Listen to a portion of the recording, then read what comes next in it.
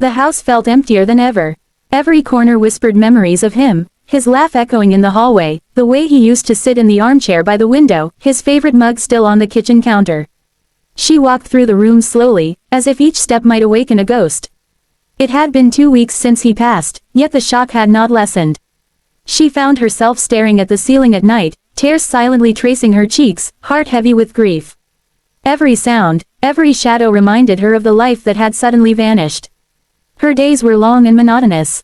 Cooking, cleaning, caring for the children, it all felt mechanical, hollow.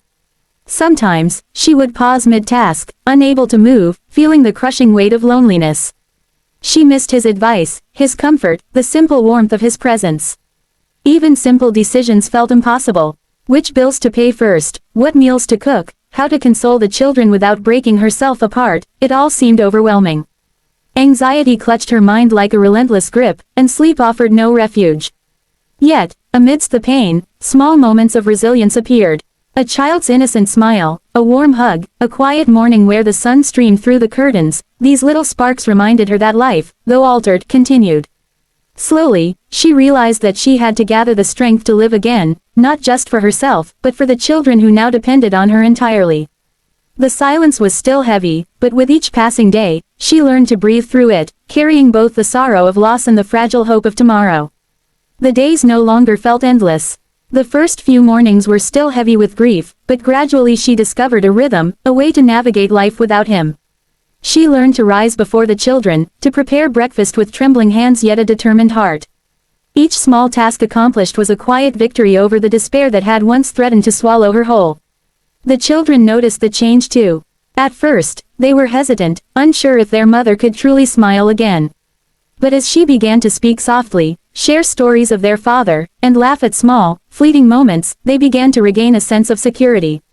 She realized that her strength didn't mean forgetting him, it meant carrying him within her, guiding her through life even in his absence. Evenings were still the hardest. The silence of the house reminded her of what she had lost. Yet she found comfort in memories, in letters he had left behind, in the warmth of family and friends who offered help without intruding. Slowly, she began writing down her thoughts, pouring her sorrow and hopes onto paper, discovering clarity in the act of expression. Financial concerns, once paralyzing, became challenges to solve. She created a budget, learned to manage bills, and even explored ways to earn a little extra for the family. Each solution brought not only security but also a renewed sense of independence. Most importantly, she learned to forgive herself for feeling weak at times. Grief was not a battle to be won in a day. It was a journey, and she allowed herself to stumble, to cry, to falter, while still moving forward. With each day, her resilience grew, quiet but undeniable, like a small flame flickering against the darkness, proving that life could continue, and perhaps even thrive, after loss. Months had passed, and the house no longer felt like a place of only sorrow. The walls still held memories of him, but now they also echoed laughter, the gentle chatter of children, and the soft hum of life moving forward. She had learned to carry both grief and hope, letting one shape her strength while the other reminded her of love lost. Morning routines became moments of quiet joy. Preparing breakfast, helping the children with schoolwork, and sharing stories of their father created a sense of connection that no absence could erase. She discovered that honoring him didn't mean living in the past, it meant living fully, for herself and for the family he had cherished. She had also begun to explore her own passions again. Small walks in the park, conversations with friends, and the pursuit of hobbies she had once set aside gave her a renewed sense of identity beyond the role of a grieving widow.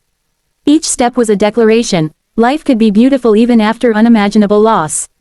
The children, too, flourished under her care. Their laughter filled the rooms, their successes, small and large, became shared victories. Through nurturing them, she found her own healing. The bond they shared deepened, built not just on shared memories, but on resilience, love, and mutual strength. Evenings, once unbearable, were now times of reflection rather than despair. She lit a candle in his memory, spoke softly of the lessons he had taught, and allowed herself to feel gratitude for the life they had shared. The ache in her heart remained, but it no longer defined her. It was a gentle reminder of love that shaped her, strengthened her, and inspired her to embrace tomorrow with courage. She had emerged from the shadow of loss not unscathed, but whole in a new way, strong, compassionate, and ready to face the future, carrying the past not as a burden but as a quiet source of strength.